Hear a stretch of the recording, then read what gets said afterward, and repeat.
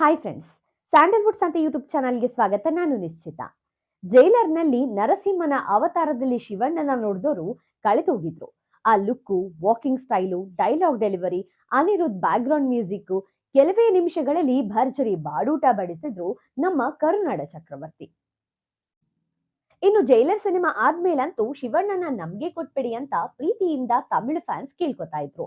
So ಶಿವಣ್ಣನ craze, Shivanna fan base ನೋಡಿದ್ಮೇಲೆ Captain Miller ಸಿನಿಮಾದಲ್ಲಿ ಶಿವಣ್ಣಗೆ ದೊಡ್ಡ ಪಾತ್ರವೇ ಸಿಕ್ಕಿರುತ್ತೆ ಅಂತ ಭಾವಿಸಿದ್ರು. ಇನ್ನು ಕೊರನಾರು ಹಾಡು ನೋಡಿದ್ಮೇಲೆ ಅಂತೂ ಆ ನಿರೀಕ್ಷೆ ಮತ್ತಷ್ಟು ಹೆಚ್ಚಾಯಿತು. ಯಾಕಂದ್ರೆ ಕೊರನಾರು ಹಾಡಿನಲ್ಲಿ ಧನುಷ್ ಸಮನಾಗಿ ಶಿವಣ್ಣ ಕಾಣಿಸಿಕೊಂಡಿದ್ರು. ಶಿವಣ್ಣನ ಡ್ಯಾನ್ಸ್ ನೋಡಿ ಇವರಿಗೆ ನಿಜವಾಗ್ಲೂ 60 ವಯಸ್ಸಾಗಿದ್ಯಾ ಅಥವಾ ವಯಸ್ಸಿನಲ್ಲಿ ಸುಳ್ಳು ಹೇಳ್ತಿದ್ದಾರಾ ಅಂತಲೂ ಮಾತನಾಡಿಕೊಂಡಿದ್ರು. ಆ ಮಟ್ಟಿಗೆ ತಮ್ಮ ಎನರ್ಜಿಯಿಂದ ಸಿನಿ ರಸಿಕರನ್ನ ಸೆಳೆದುಕೊಂಡಿದ್ರು ಶಿವಣ್ಣ. ಈಗ ಕ್ಯಾಪ್ಟನ್ ಮಿಲ್ಲರ್ ಸಿನಿಮಾ ಥಿಯೇಟರ್ಗೆ ಬಂದಿದೆ.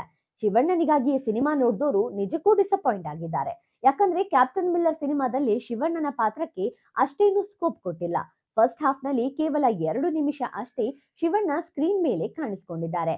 ಸೆಕೆಂಡ್ ಹಾಫ್ ನಲ್ಲಿ ಒಂದು ಹಾಡು, ಒಂದು ಫೈಟ್ಗಷ್ಟೇ ಶಿವಣ್ಣ ಸೀಮಿತವಾಗಿದ್ದಾರೆ.